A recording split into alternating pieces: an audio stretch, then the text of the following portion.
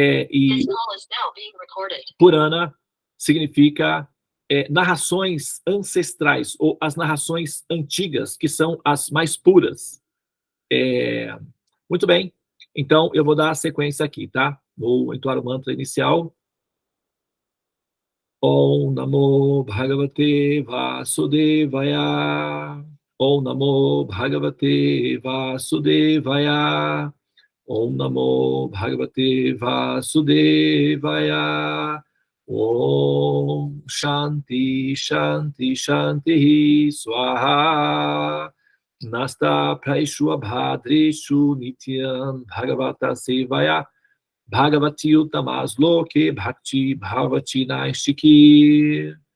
Narayana Namaskricha Naranchaiva Narottamam Devi Sarasvati Vyasa Chatodayam Mujiraye. Om Hare Krishna Krishna Krishna Hare Hare Hare Rama Rama Rama Hare Hare. Muito bem. Então, prosseguindo,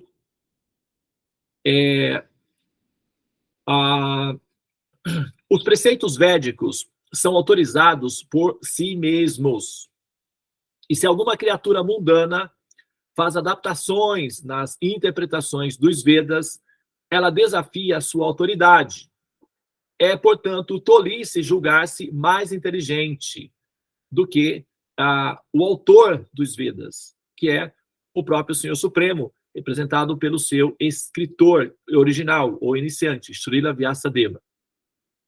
Ele já se expressou em seus sutras. Sutras são os mantras, né, ou os aforismos, e não necessita de ajuda de personalidade de menor importância. Sua obra, o Vedanta Sutra, é brilhante como o sol do meio-dia. E quando alguém tenta dar suas próprias interpretações sobre o Vedanta Sutra, que é autorrefulgente como o sol, ele tenta tapar esse sol com uma nuvem de sua imaginação. Às vezes se dá o exemplo de que é como o vagalume tentando competir com a luz do sol. À noite, o vagalume é uma referência de luz, né? Porque ele ilumina, de fato, um pequeno ponto. Porém, diante do sol, durante o dia, os vagalumes, eles perdem a sua potência de iluminar. Tá? Então, assim, é dito que as pessoas que vagam na escuridão da existência material e não têm acesso às informações transcendentais dos Vedas, elas, então, se norteiam por pequenas luzes produzidas pelos vagalumes, que são os assim chamados pensadores racionais. Porém, diante do conhecimento védico, então, essas conclusões menores são substituídas por uma conclusão absoluta, que é a suprema verdade absoluta, descrita no Srimad Bhagavatam e em outras escrituras autorizadas dentro do compêndio do conhecimento védico. Muito bem, prosseguindo. Os Vedas e os Puranas têm o mesmo objetivo. Eles determinam a verdade absoluta, que é superior a todas as outras coisas.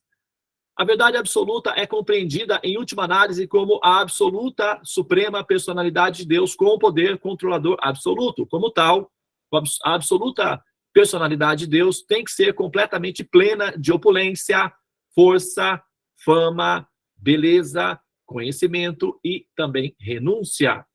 Não obstante, afirma-se surpreendentemente que a transcendental personalidade de Deus é impessoal.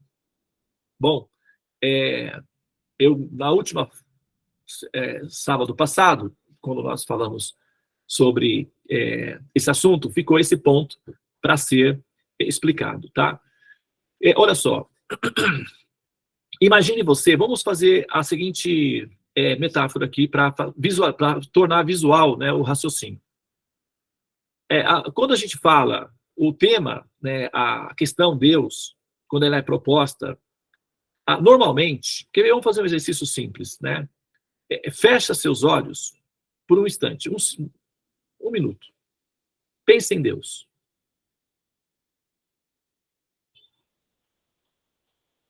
Muito bem. O que veio na sua mente? Uma flor? Uma montanha? Uma nuvem? Com um sol refulgente? Uma luz infinita? O que veio na sua mente quando você pensou Deus? Então, o que acontece? A lente da nossa compreensão acerca de Deus, ela inicialmente, ela começa desfocada, tá? Essa lente, ela vai se lapidando na medida em que nós vamos fazendo a atualização do processo de observação do princípio Deus. Então, a princípio, o primeiro contato é com a natureza. Então, você vai ter essa intuição natural de olhar uma montanha, de olhar um mar à distância, de olhar um pássaro voando, uma flor. São pontos de referências do entendimento de Deus. Depois, você vai também, quando munido de uma certa pressão filosófica, de um certo exercício previamente realizado de filosofia, conhecimento, teologia, etc., então você vai cair numa dimensão chamada a luz. E aí você vai entrar nessa dimensão, a luz. Né? Então, o que é Deus? É a luz. Ou então, alguns atributos abstratos, como, por exemplo, quando você pensar em Deus, como você vai pensar no amor? O amor é um princípio, né, abstrato, então você vai ter que condicionar esse princípio abstrato a uma forma visual. Então, você vai ver uma criança sorrindo. Tá? Ou então, alguma outra característica possível. Tá? Então, o que acontece é o seguinte: sempre que há esse movimento da busca, da percepção, da visualização do princípio Deus, são dois os níveis básicos que normalmente as pessoas entram. Primeiro, referências naturais, que é a primeira experiência biológica. Então, montanhas, o sol nascendo, flores desabrochando, beija-flores, etc. Toda essa dimensão está relacionada com a percepção biológica do princípio Deus. É a primeira instância do princípio Deus. Assim como, por exemplo, a primeira percepção do mundo externo que a criança tem é o seio da mãe.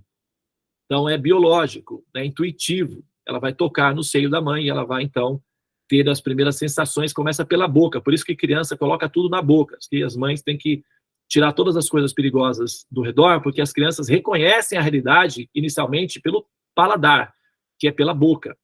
Tá? E isso é muito comum. É uma experiência biológica. Depois, entra, então, a questão da mensuração do ponto de vista da inteligência. Quando a inteligência é estimulada ao máximo na busca da dimensão absoluta, ela cai na dimensão da refulgência impessoal do absoluto. Nós, comumente, chamamos isso de a luz. Né? O que é Deus? Deus é a luz. Né? Às vezes se pergunta, o que é Deus? Deus é a inteligência suprema de todas as coisas. Ok, tá bom? Isso significa o quê? A luz. Então, essa é a dimensão até onde normalmente se consegue chegar com a inteligência, tá? Entretanto, a inteligência, ela não é superior à alma. É assim como, por exemplo, o fogo. Né? Você tem a madeira, e você tem o fogo propriamente dito e a fumaça. São três programinhas separados um do outro. Entretanto, os três compõem um único conjunto, um único programa. Então, a madeira, o fogo e a fumaça também tem o calor. Todos esses elementos compostos formam um único programa. Entretanto, eles apresentam dimensões separadas. Embora sejam elementos separados um do outro, estão ligados, unificados. E a isso nós entendemos como sendo o fogo, tá? Mas na hora de analisar, eles são programas separados. Semelhantemente, quando nós, assim, olhamos para o princípio, o Atma, nós observamos que os Vedas, né, nos orientam a olhar da seguinte maneira: há o Atma, que é o princípio, a centelha divina original, emanações do Atma, consciência, é uma característica do Atma, que é uma emanação do Atma, é como se fosse o calor do fogo.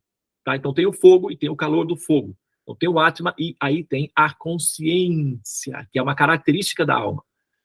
A consciência, ela tem seus subprodutos, assim como o fogo tem o calor, tem a luminosidade, tem a sua forma, são subprodutos do fogo.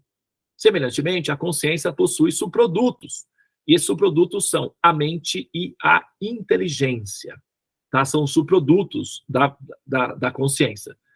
Então, a inteligência, ela por si só, ela não é suprema, ela está subordinada ao Atman, ok?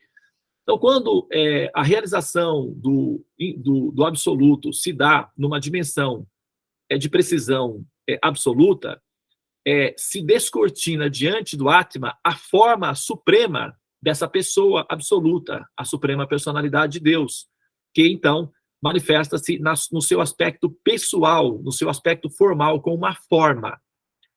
Tá? E o fato de ele ter a capacidade de ter uma forma pessoal não o limita a se tornar um ser eventualmente limitado devido a isso. Ter uma forma pessoal não limita o ser na sua dimensão existencial, por exemplo. Né? Nós temos formas pessoais. Isso é uma capacidade que a alma tem. Então, essa capacidade de assumir uma forma pessoal ou de ter uma forma pessoal para expressar a existência é uma característica intrínseca à nossa existência. Nós temos essa característica intrínseca porque, originalmente, a fonte da qual nós somos emanações existentes possui essa característica. Do contrário, nós também não a teríamos. Como, por exemplo, se a gente pegar uma gotinha de água do mar e trouxermos para o nosso laboratório, nós vamos verificar que na gotinha do mar tem sal. Por quê? Possivelmente porque o mar é um oceano de caldo de cana, doce como mel. Será que está correta essa afirmação? Não, está incorreta. Isso não procede do ponto de vista científico. Na gota de água do mar tem sal, cloreto de sódio. Por quê? Porque no mar, tem uma grande abundância de sal. Por isso que tem sal na gota de água do mar. É simples assim. Agora, quando nós olhamos as almas individuais, elas são capazes de ter formas pessoais. Por quê? Simples, porque na fonte original, essa característica está presente também numa dimensão mais potente. Portanto, é racionalmente admissível admitir que a suprema personalidade de Deus tem, sim, a capacidade de ser uma pessoa. Ah, mas Devananda, eu não consigo ver essa pessoa. Tá bom? Tudo bem, é um bom começo. Admitir que existe a possibilidade de ter uma pessoa na origem já é um bom começo. A partir daí, a gente consegue, então, ir calibrando a lente até que você consiga visualizar essa pessoa. É um início. Admitir a possibilidade de haver uma pessoa é um início inteligente, racional, do ponto de vista das técnicas utilizadas pelos cientistas para fazer verificações de longo alcance. Por exemplo, se nós queremos saber a constituição do Sol, dá um pouco de trabalho, porque se nós trouxermos o Sol para dentro do nosso laboratório, o nosso vizinho com certeza vai reclamar e vai denunciar. Então é melhor não fazer isso. Ir até o Sol dá um pouco de trabalho, porque pode ser que você seja pulverizado no meio do caminho. Então não é uma boa ideia fazer isso. Então, qual é o método que os cientistas se utilizam para fazer essas verificações que transcendem a capacidade de controle? Por exemplo, se eu quero analisar uma flor, eu posso trazê-la para o meu laboratório e dissecá-la. Eu controlo isso. Mas eu não consigo fazer isso com o Sol. Então, eu não posso ir ao Sol. Não posso trazer o Sol para o meu laboratório. O que eu tenho que fazer? Pegar fragmentos do Sol. Então, nós recolhemos fragmentos do Sol, assim como, ao fazer um exame de sangue, a enfermeira vai recolher uma pequena quantidade do seu sangue para fazer a análise completa do sangue. Semelhantemente, nós, como comunidades de pesquisadores, os cientistas, né, recolhem, então, fragmentos do Sol e, analisando os fragmentos do Sol, podem fazer inferências contundentes acerca do Sol, analisando fragmentos. Então, ao analisar fragmentos, é possível fazer inferências contundentes acerca da origem de onde vêm esses fragmentos. Então, analisando os fótons, que são fragmentos do Sol, podemos fazer afirmações acerca do Sol. Então, é assim que se faz ciência. Se nós aplicarmos esse princípio simples, básico, de que, no efeito, se pode observar os produtos da causa ou a natureza da causa, olhando as almas individuais, que são fragmentos de Deus, dá para fazer uma afirmação de inferência básica científica simples, por observação, e não tem a ver com fé, tem a ver com observação. Isso qualquer pessoa inteligente pode fazer com um pouco de boa vontade. Uma vez que a alma, o fragmento, possui a capacidade de ter uma forma pessoal, pobrezinho de Deus, ele não tem. Que peninha, né? Quem sabe a gente não pode ensinar ele também a ter uma forma, porque é tão legal, né? Ter cabelos, sabe? Andar por aí, dar as mãos para outra pessoa. Que pena que Deus não pode fazer isso, coitadinho, ficou para trás. Mas também, né? Quem manda ser Deus? Culpa dele, não é verdade? Ou então, quem sabe essa afirmação está incorreta. Quem sabe, sim, ele tenha essa capacidade de ser uma pessoa e ter uma forma, já que o efeito produz essa capacidade, então, por inferência científica, nós, por uma questão de pressão lógica, vamos ter que admitir que, sim, a origem tem essa capacidade. Por isso que aqui o mestre, ele está mencionando ele está dando essa afirmação aqui, ó. Essas causas não podem ser atribuídas a um objeto impessoal, né?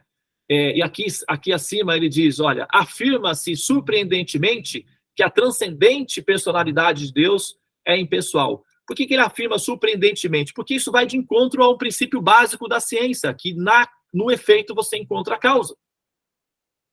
Então é surpreendente que homens inteligentes, líderes espirituais, pensadores, mestres, filósofos, tenham a falha básica conceitual de afirmar que Deus não possui uma forma, não faz sentido do ponto de vista da observação científica, é contra-intuitivo.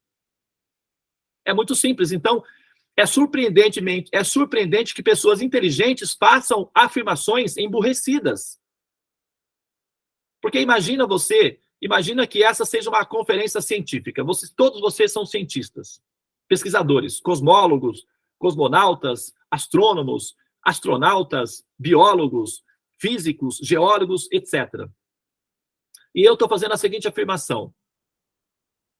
O Sol é uma bola de gelo. Essa afirmação é burra. Ela não vai ser aceita entre pessoas inteligentes. Por quê?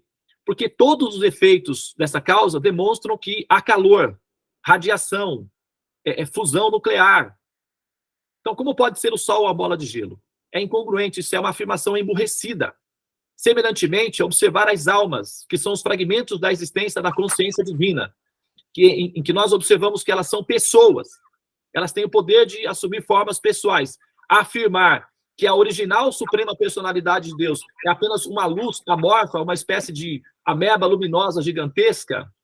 Rara, querida, fecha seu telefone, gente, por gentileza.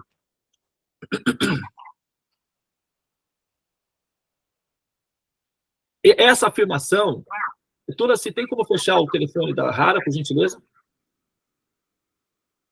Essa afirmação,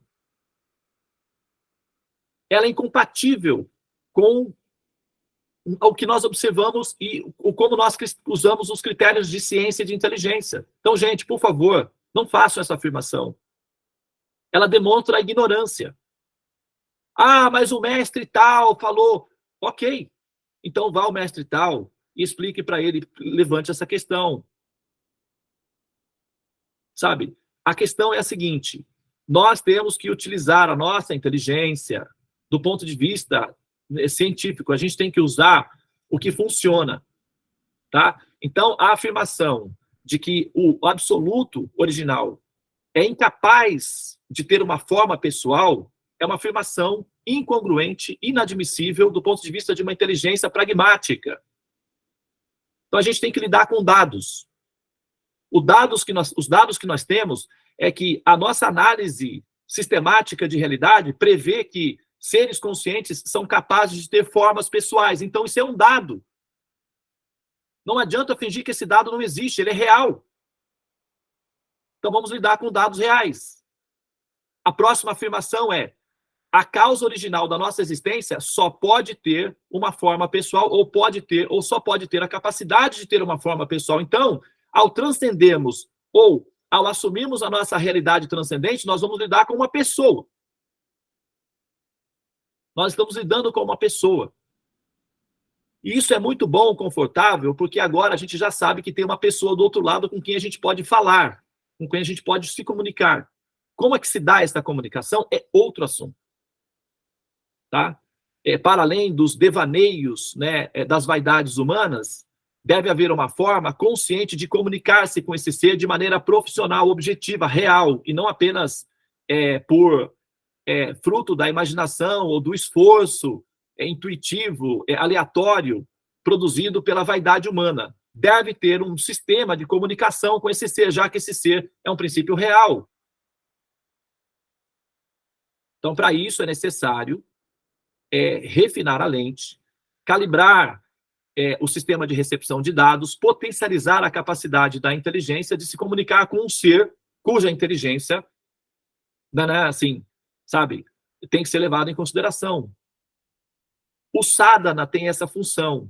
Ele vai calibrando a alma, ele vai potencializando a alma, ele vai tornando a alma capaz de ter essa comunicação direta com esse princípio criativo. E aí todas as suas dúvidas acerca da existência podem ser concluídas ou eliminadas. É assim que funciona.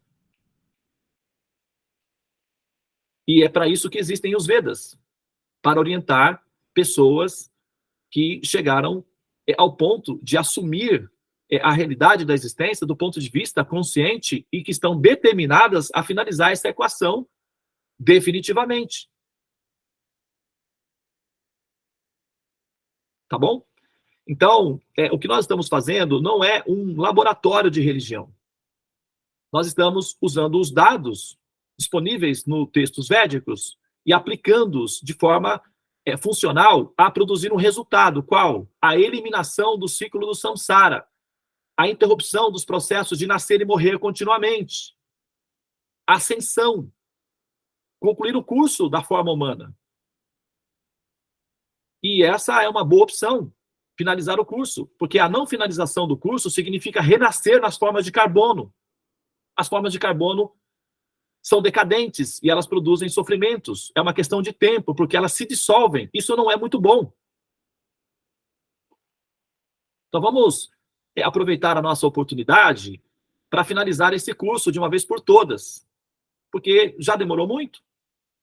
Quantas vidas, né, você já renasceu? Quantas vezes você já morreu? Quantas vezes você teve que se separar das pessoas que você desenvolveu amor?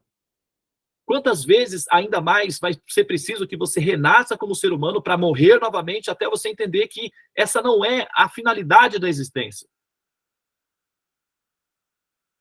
Então, acho que chegou o momento, né? Tem uma hora que as coisas chegam. Eu acho que esse é o momento. Já que nós estamos lúcidas enquanto almas, já que nós estamos conscientes do sentido e o propósito da vida humana, eu acho que é o momento de nós assumirmos definitivamente esse dharma, essa responsabilidade e finalizar de uma vez por todas esse curso, porque ficar renascendo e morrendo, eu não sei quanto a vocês, mas para mim não está muito bom. Eu acho que, eu não sei se eu estou errado na minha abordagem final, mas a sensação que eu tenho é de que a experiência de passar por interrupções e mortes não me parece uma boa opção, não. Isso se fosse de uma maneira definitiva e rápida, tudo bem, mas os processos lentos dessa dissolução são desconfortáveis, tais como, por exemplo, a doença, as dores que nós vivenciamos como consequência de doenças, e conviver com almas enlouquecidas não é um ambiente seguro. Então, a proposta védica, para finalizar aqui a minha fala, que eu puxei um pouquinho mais por conta da questão das nossas interrupções, é que a proposta védica vai, então, definir que Tulasi, querida, você está acompanhando por favor, dá uma observada, que a câmera quando tiver câmera aberta, quando tiver a microfone aberto, me dá uma assistência, querida, por favor, tá bom? Então, tá, gente, para finalizar a nossa comunicação aqui, nesse momento, para aproveitar esse momento de lucidez, porque momentos de lucidez é muito raro. E a gente tem esses momentos de lucidez, então a gente tem que, sabe, aproveitar esses momentos de lucidez conscientes da existência e tomar uma decisão enquanto nós estamos lúcidas, ou seja, despertas, pelo menos parcialmente nesse momento agora. Sabe, o nosso destino não é renascer como seres humanos. Esse destino de renascer como seres humanos são apenas para aqueles que são alunos repetentes, que não concluem o curso. Tá? Então, se você mete na sua cabeça, planta no seu coração a determinação de ascender e não renascer mais como ser humano, isso não significa desenvolver aversão à humanidade. A humanidade vai continuar aí. Não, você não vai fazer falta para a humanidade, ela não vai sentir a sua ausência. Vai ter muitas outras almas entrando na humanidade. Mas se você coloca no seu coração esse princípio de ascensão, de evolução, então, naturalmente, a sua inteligência vai desenvolver interesse pelos assuntos metafísicos. Você não vai se entediar com o conhecimento mais. Você não vai querer só praticar uma religião para você se sentir seguro de que você não está perdida no universo. Você vai se interessar pelos assuntos definitivos que concluem o curso. E essa é a oportunidade que nós temos. Então, aproveitem, olha, nós temos os Gotas Védicas. Eu acho que qualquer pessoa que está aqui na sala, por exemplo, que não faz parte do nosso grupo chamado Gotas Védicas, deveria procurar a Tulasi e falar, Tulasi, me coloca lá. Por quê? O que acontece? São 10 minutinhos diários de uma vacina, de um antídoto, que pode definitivamente eliminar a necessidade que você tem de renascer nas formas decadentes de carbono e ascender às dimensões superiores. Isso é uma proposta necessária. Isso é um passo necessário para você como ser existente. Então você vai aprender, você vai se alimentar, você vai se nutrir de conhecimento, que é o que dá sustentabilidade ao processo consciente de se manter lúcida como alma, enquanto você transita nessa escuridão chamada mundo material. Tem uma tocha na mão. Você tem que ter uma luz na mão, senão você está perdido na escuridão. Você precisa de conhecimento. Então isso tem que ser assimilado. Essa vontade de aprender, esse desejo de conhecer, esse desejo de entender, tem que aparecer no seu coração. Você não pode viver simplesmente em função das técnicas protocolares da religião. Todo sistema de terapia, de grupo, como religião, tem uma função, produzir um ser maduro. Se isso não está acontecendo, é porque você não amadureceu ainda. E maturidade significa o desejo de compreender a criação, o Criador, e o porquê isso tudo está acontecendo. Porque, afinal de contas, eu também estou ajudando a pagar a conta. Eu quero entender como é que está sendo administrado essa história toda e resolver a minha questão de existência. Então, gente, olha, foque no conhecimento. Deseje o conhecimento. Cultive o conhecimento. Não, se você, mas eu não aguento, Devananda, é muita coisa. Então é porque você ainda não está saudável. É assim, tem muitos médicos aqui na sala, enfermeiros. Sabe-se que quando o paciente ele não quer comer, ele não consegue comer, é porque ele está doente. Um dos sintomas de que o paciente está melhorando é que ele sente fome, ele diz, estou com fome. Quando ele diz isso, as pessoas ficam felizes, porque a pessoa está ficando saudável. Então, ter fome de conhecimento espiritual é um sintoma de que você está se curando. Você não está buscando a cura? Então, você tem que ter um parâmetro para saber se você está se curando ou não. E um parâmetro seguro para saber se você está se curando ou não é se você se interessa e gosta e até deseja o conhecimento. Esse é o parâmetro.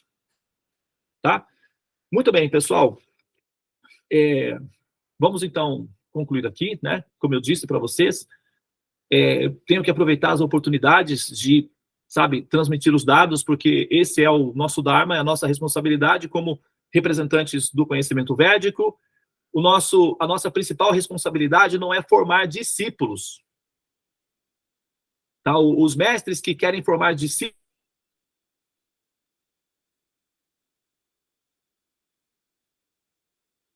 discípulos completamente concluídos ainda no curso. Os mestres ou orientadores védicos, eles têm uma responsabilidade, formar almas liberadas e mestres também, ou seja, pessoas capazes de serem liberadas por si próprias e também pessoas capazes de liberar outros ao redor, principalmente aqueles que eles amam, que são filhos, principalmente. Família. Depois, pode se estender para uma família mais longa, amigos, e até que isso possa eventualmente chegar à consciência de que esse ser deseja liberar a humanidade toda. Não é exigência. Esse nível de consciência não é exigido. Basta que você se preocupe com a sua liberação e com a liberação daqueles que você está ancorado emocionalmente, aqueles que você ama, já é o suficiente. Mas é preciso. E para isso é necessário o conhecimento. Então, essa pressão de exigir, ou de falar, ou de convencer, ou seduzir, ou motivar para a busca do conhecimento, ela é necessária. E eu não sou o único que faz isso, não, tá? Todo mestre autêntico vai fazer a mesma coisa. Eu não sou exclusivo, não é uma exclusividade minha, não. Se vocês observarem na história da humanidade, todo mestre autêntico, ele vai pressionar o discípulo, ou pressionar o aprendiz a também tornar-se um mestre. Ou seja, ter conhecimento, não tornar-se um mestre vaidoso para ter discípulos adoradores. Isso é vaidade. Quando se fala tornar-se mestre, é tornar-se pessoas conscientes, pessoas libertas, capazes de libertar a outros da ignorância e do sofrimento da existência. Isso é ser um mestre, não é ser adorado. Isso é vaidade. Ser amado é muito melhor do que ser adorado, evidentemente. Ser adorado é só para vaidosos. Então, quando a gente fala torne-se um mestre, não é para você pensar que eu tenho que ser adorado por outras almas ignorantes, não é isso. Torne-se consciente da existência, liberte-se e liberte outros que dependem da sua evolução espiritual. É assim que nós aprendemos nos Vedas. Os Vedas, aqueles que estudam profissionalmente ou seriamente os Vedas, aprendem isso. Aqueles que vão lá, pegam um pouquinho e dizem, me iluminei porque viajei para a Índia, qual é? Que história é essa? Não tem nada a ver. Ok? Muito bem. Então, vamos seguir, né? Porque, afinal de contas, a vida